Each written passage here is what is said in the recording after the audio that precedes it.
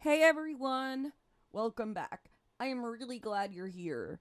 Before we get into today's episode, I just want to say thank you for joining me again. That means you're listening to episode 2, and that means something from the last time landed, and that means a lot to me. Last time, we talked about what it felt like to grow up as the outcast, the weird one, the one who was too much, and I ended it by asking, when was the last time you felt completely at home in who you are? Today, we're going to talk about the people who make that possible. This episode is called Finding Your Party. For those that know, it's a gaming reference, because in every RPG I've ever played, the most important thing you do isn't level up your stats or grind through the side quest. It's about finding the people who are going to walk through the rest of the map with you and through your entire journey. And that's what this episode is about. I want to start by reframing something because I think we get sold this idea that belonging means being accepted everywhere. That if you're likable enough, warm enough, cool enough, people will want you around. But honestly, that's not it. That's not belonging. That's just performing until someone lets you stay. Real belonging, the kind that actually fills you up, isn't about fitting into every room. It's about finding your room. The specific, weird, chaotic, cozy little corner of the world where people look at all of you and go, yeah, you can sit here. Your party isn't everyone, and it's not even most people. It's the handful of people who make you feel less alone just by existing. And the wild thing, you might not find them where you expected to. I grew up feeling like something was wrong with me. Like I had been built for a world that didn't quite exist. I tried to find my people in obvious places: school, local groups, circles I was supposed to fit into. Sometimes it worked a little, but mostly I just felt like I was orbiting the edges of things, close but not quite landing. And then I found fandom, anime conventions, cosplay communities, online fandoms. All these spaces had people who got it, who understood what it felt like to love something so much it physically hurt, who could geek out about a fictional character's entire arc without someone making them feel embarrassed for caring. I remembered all the cons throughout the years, meeting people I'd only ever known online, and there are these moments when you look around at all the chaos and costumes and pure unfiltered joy of everyone just being themselves. Somehow you just know this, that this is what it's supposed to feel like. It didn't happen in a classroom. It didn't happen in a family gathering. It happened in many convention centers over the span of many years, many states, surrounded by people who love the same weird, beautiful things I did. And some of those people are still in my life over 10 years later. I have to talk about this through a fandom lens because that's genuinely how I think about community. Like in Black Clover, Yami doesn't build the Black Bulls by finding the most polished, most impressive, or most put together mages. He builds it by collecting the one everyone else passed on, the misfits, the ones who got rejected from every other squad. And then he creates a space where these people can become something incredible together. Not despite their weirdness, but because of it. And that's exactly what I think about when I think about chosen family. It's not about finding people who are exactly like you. It's about finding the people who make room for who you actually are and then growing alongside each other. A room for you. It's a home base, a place where people who've lost things, family, safety, purpose, rebuild all of it together. They fight for each other, they show up, they're chaotic and loud and deeply, deeply loyal. That's the energy I want for my community, and that's what I'm building towards. I want to tell you about some people in my party because I think sometimes it absolutely helps to hear what it actually looks like. Not in a theoretical way, but in specific, real, sometimes ridiculous ways that real belonging shows up. I have a friend who I've known for over 10 years now. I met her at a local anime night at a nearby cafe. which honestly tells you everything about how fandom just keeps finding you and your people. She's an artist and a cosplayer herself, so she gets it on a level that doesn't need explaining. I'll make sure to tag my friends' Instagrams or YouTube or whatever their links are. I'll try to make sure to include everyone's in the episode info so you guys can go check them out. We have drawn, put on makeup, we've had tea parties that were Japanese inspired, we've had anime nights, we've done photo shoots together, we've been to conventions together. It's always been really fun hanging out with her and learning a lot from her, especially in her creative ways. It's always kept me evolving as an artist, and she's always wanted to make me get better. We've seen so many different versions of each other, different cities, different chapters, different people we were becoming. We don't live near each other anymore, but we stay in contact. And there's this particular kind of comfort in a friendship that survived that many versions of you. She knew me then, she knows me now, and there's never been a gap in between that's felt like distance. Then, there are my online friends, who I want to talk about specifically, because I think online friendships still get really dismissed in ways that make me really frustrated. These are real friendships, real community, real love. They've been there through the hardest times and the happiest ones. When I went to Japan, when I started streaming on Twitch, when I got married, they show up in ways that matter.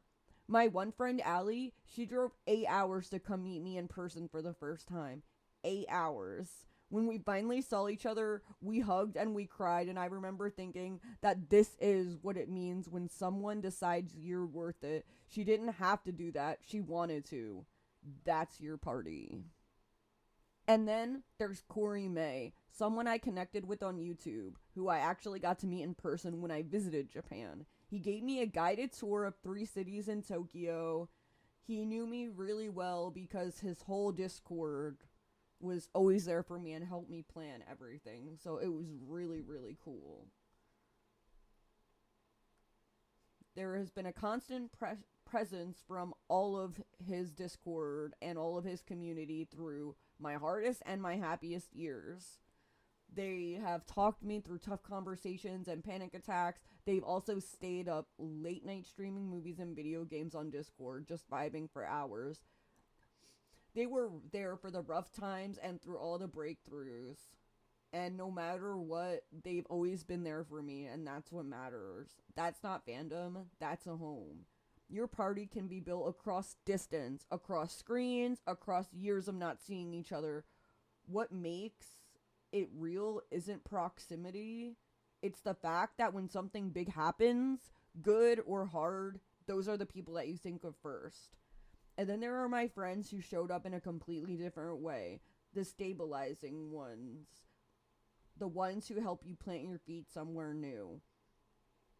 When I moved to my current city, I didn't know anyone here. Starting over like that is quite hard in a way that people don't always talk about.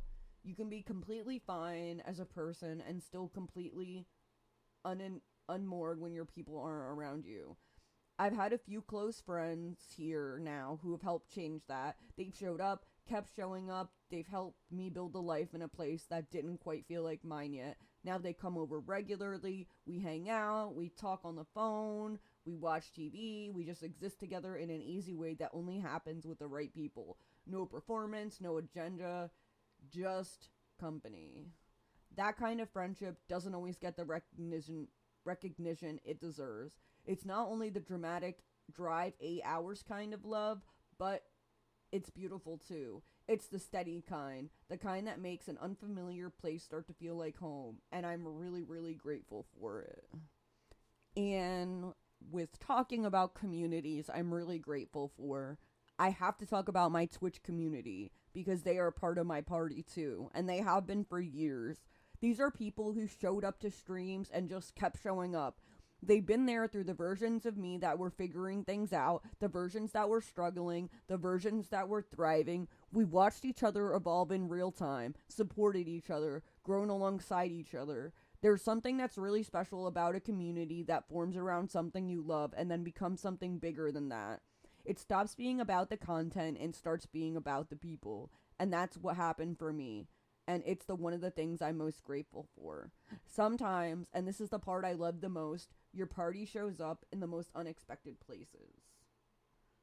When I was working at a cashier shift at self checkout, I noticed a girl, maybe 12 or 13. She had an anime figure in her cart, and I couldn't help ask who it was because I couldn't quite figure it out. Her pigtails had fallen off, so it wasn't quite clearly Miku. I asked her who it was, and she lit up and told me that it was Miku, though. I asked her where her pigtails were, and she told me that they kept falling off. So I told her mom how I fixed some of my own figures at home that would fall apart with what kind of glue. And she felt seen. Like, I could tell with the way her whole energy shifted. Later that day, she came back with her mom. They found me across the store where I was working, and she had drawn me a picture of Miku. She was radiating. She was purely lit up with joy of being recognized for something that she loved by someone who genuinely got it. I thought about myself at her age, how much I needed exactly that moment, and I didn't get it. Someone to just meet me where I was and say, yeah, I see you. I love this too, and you're not weird for caring this much. Being that for her, even for just one afternoon, was one of the most unforgettable things that's happened to me. Your party isn't only the people who know your name. Sometimes it's a stranger at a register. Sometimes it's a kid with a drawing and a Miku figure with a glued on pigtail. The energy of belonging, of making someone feel seen, it ripples, and you never know how far it's gonna go. And that's what makes it really important, and it just makes it like there's no way to describe how much honor that it can bring you to know that all of these things of just making people feel seen and knowing how far it goes. Like, I hope that you all get to experience it someday if you haven't. There's this very specific feeling, and I want you to try to remember it if you felt it, of just being around people who just get you. It's not loud, it's not dramatic, it's more like exhaling. Like you've been holding your breath for so long that you forgot that's what you were doing, and then you're just suddenly not anymore. That's what finding your party feels like. For me, it's shown up in different ways at different times. A friend who let me ramble about JoJo for an hour without checking their phone. A community on Twitch where many people show up not just to watch, but to be there. And then there's my husband, who is maybe the clearest example I have of what it looks like when someone finds you because of who you are, not in spite of it. Those moments taught me something I didn't know and I needed to learn. Belonging isn't something you earn, it's something you find, and sometimes it finds you. My husband messaged me first, and when he did, he made it clear right away that my love for Japanese culture and anime was a huge reason he clicked on my page to begin with. Not something he tolerated, not something he thought was quirky in a cute way, but just genuinely a part of why he wanted to meet me. Our first date, we ended up at a sushi place, which was really nice, and it ended up going really well, so we ended up going back to his house, and then I introduced him to Hasbin Hotel. And then we just talked about anime, manga, my trip to Japan, all of it. All of the things I had learned to offer carefully in other spaces, waiting to see if they'd be received, and I got to put them all on the table, and he leaned in. At the end of the night, we hugged, and I don't know how to explain this exactly, but it really felt like a place I'd been before, like something in me recognized it. That warmth, that safety, it felt like home in a way I hadn't expected and I couldn't have planned for. We just clicked, and we've been clicking ever since. He tells me every day to be myself, to be happy, and to live in the moment with him. Every single day, he encourages my creative side constantly. He told me to have fun decorating our home, and now we have a purple living room. If he could, he says he'd buy me the world. We play video games together, we cook and clean together, the mundane stuff that somehow becomes the good stuff. We binge TV shows in bed with our dog piled on top of us. And I look at the life we built and I think that this is it. This is a dream I didn't know I was allowed to have and that I've always wanted. He's my best friend, and he found me because I was fully unapologetically myself. The anime, the Japan obsession, the artsy, chaotic energy, all of it. He didn't find me despite those things. He found me because of them. I've learned what he's made of, not just in the beautiful moments, but in the hard ones too. We've been through seasons that were generally difficult, that kind of hard, that test everything, but through it all, he's never stopped showing up. He reminds me every day how much he appreciates me, and he does everything in his power to make sure that I'm taken care of to the best of his ability. The consistency, especially when things aren't easy, means more than I can really put into words. Real partnership isn't just the good days. It's the person who stays present, keeps choosing you, and holds things together with you when the weight gets heavy. He came into my life knowing my flaws, knowing my chronic illness, knowing all of it, and he didn't flinch. He just stayed. That's the kind of love that changes how you see yourself. And honestly, being chosen from day one and ever since is something I think about a lot. It makes me think about Jolene in Stone Ocean, someone who spent so long being doubted, left to figure it out all alone, not quite chosen by the people who should have chosen her first. And then she finds people who show up for her fully, repeatedly, without condition, no matter what. That's what it feels like, to be seen from the very beginning and still chosen every day, and it never gets old. Being yourself isn't what pushes the right people away, it's what helps them find you. And when they're the right person, they keep choosing you through all of it. Before my husband, before conventions, online friends, and found family, there was my Uncle Dan. Dan was my guide, my life mentor, the person who showed up before I had words for it. What it felt like to be fully accepted by someone. He would just sit with me for hours, watching anime and TV, and then when it was over, he would just let me talk. He let me ramble through every thought and theory that I had feelings about. He didn't redirect, he didn't get bored. He listened, and then he added something, and we'd go again for hours. When he pulled me into his D&D campaign for the first time, he added Pokeballs to it just for me, so I'd have something I'd love woven into something he loved. That's just a small detail, and it's one of the things I think about the most. He cared enough to make space for what made me happy inside, something he was already building. Whenever I'd visit, he'd hand me a grocery bag with 24 Reese's cups in it, every single time, without being asked. He'd always take me to the comic shop with him and let me pick something out. Halloween was our holiday. We both loved it, loved horror, loved the whole season, and that shared love made it feel like ours in a way that still sits with me. He dressed up as the Easter Bunny and Santa Claus for pet photos around the holidays. He took care of me when I was sick, when I was homeless, when I needed someone to listen or someone to cry to. He just showed up over and over and over again without making me feel like a burden for needing him. He taught me openness, kindness, gentleness, not by lecturing me, but by being those things constantly, consistently, in the way he treated me. I think about him a lot through the lens of Bruno Bucciarati in Golden Wind, the way Bruno shows up for Narancia.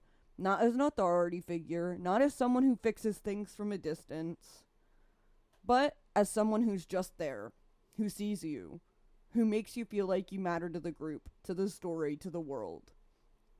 That was Dan. It's been 5 years since he's passed, and I won't pretend that it doesn't live in me every single day, because it does. It's also what lives in me, which is everything he gave me. Every hour he sat with me, every Reese's cup, every fat sandwich he would make for us, every crazy batch of cookies he would try, every Pokeball he dropped into the campaign just to see me smile. He always wanted to be there for me. He wanted me to have a life where I was truly loved, truly safe, truly free to be myself. I think about it a lot now because I have that in my life. I have found my way to it on my own terms, in my own time. Dan is my angel, and I hope wherever he is, he can see it.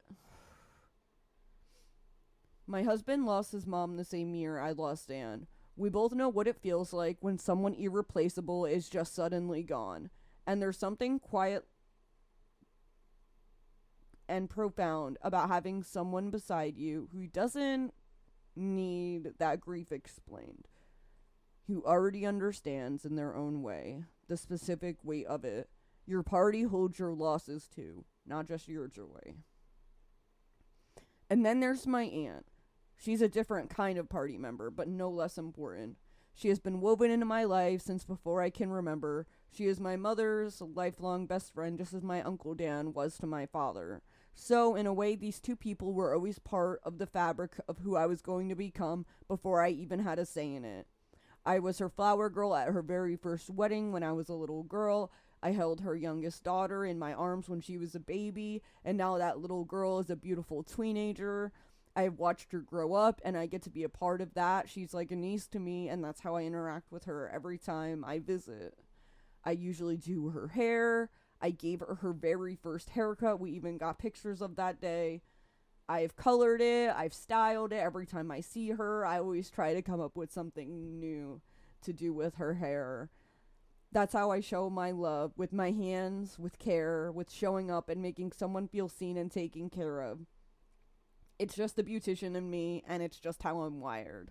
My aunt herself is wonderfully eccentric, especially about her gardening, and I mean that in the best way possible, and that's how she's wired. She has been one of my most solid anchors when it comes to just being authentically myself.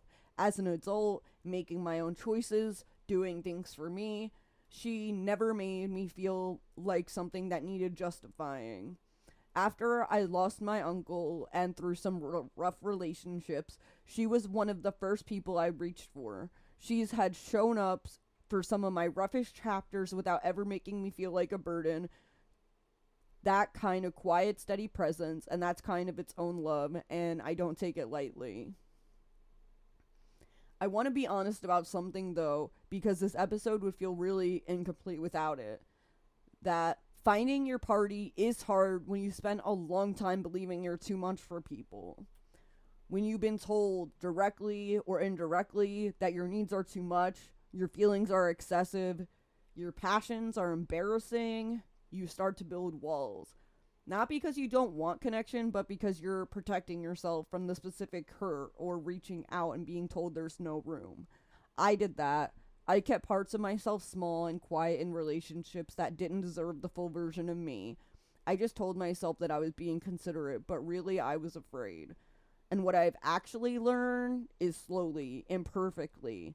The right people don't need you to shrink. They actually prefer it when you don't. The full version of you is the version they showed up for. Letting that land is a practice, and it takes time. And that's okay. I'm not going to sit here and give you a 10-step list because that's really not how it works, but I do want to share a few things that have helped me through my journey. First, go where your weirdness is welcome.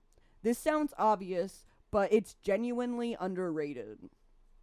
If you love anime, go to anime spaces. If you love a specific game, find that community. If you're creating things, find other people who create things. If you're into books, go to Book Talk. Your people are in the places that match your passions, not in the places you're trying to fit into. Second, show up as much of yourself as you can, as early as you can. I know that sounds terrifying, but performing a smaller version of yourself just delays the moment of connection. The sooner someone gets to meet the real you, the sooner you know if they're actually your person. For me, cosplay and fashion were a way into that. They help me feel more like myself in a crowd without needing to say a word. And usually, the people that are intrigued will find their way over to you. A compliment, a question, a shared look of recognition, that's usually how it starts. Third, let it take its time. Some of my deepest friendships built slowly. We orbited each other for months before something clicked. Real belonging isn't always love at first sight. Sometimes it's more like, oh, You're still here, and so am I. Friendships that last will go through periods of quiet. That's normal. It's just being part of busy adults taking care of life. But when you reconnect, it feels like you've talked yesterday. Familiar, warm, full of kindness, laughter, cries, just like you spoke yesterday and there was no break at all. So, here's what I want you to hold from today. Your party exists. I genuinely believe that. The people who will love the version of you, laugh at the same things, show up when it's hard, and make you feel like being yourself is exactly right. They exist. You might have already found some of them. You might still be on your way. Either way, you're not too much for them. You're exactly enough. Come find your party. And in the next time, we're going to talk about how fandom saved me. The question that I want you to think about for this week is, what was the last time someone made you feel completely seen? What did they do or not do that made that possible? Thank you guys so much for joining me for my second episode, and I hope to see you all in my third one. See you next time. Have a good day.